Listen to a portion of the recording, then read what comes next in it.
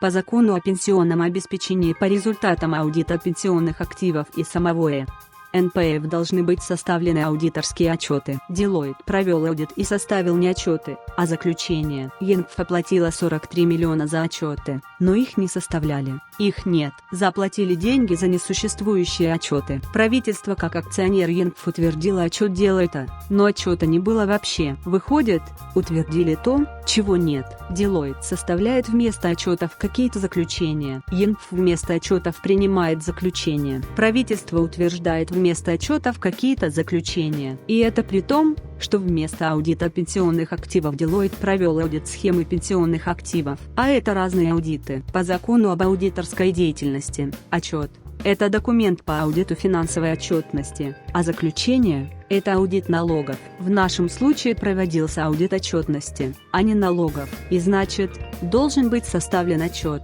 а не заключение. Для сравнения, это все равно, что объявить тендер на закуп столов, а купить стулья, а в акте приемки указать, что купили столы. Как теперь вот эти защитнички ЮНПФ будут спорить со мной? Евгений Сейплотник, Олег Чернов, Роман Конев, Артем Халилов, Роман Уланов, Марина Маслакова, Алексей Трофимов, Абдраим Заитов, Дмитрий Сычин, Серик Джумышев. Я знаю, что эти противники 10 миллионов вкладчиков не напишут ничего под моим постом, потому что они могут только писать гадости про меня, а по существу у них нет ни ума, ни чести.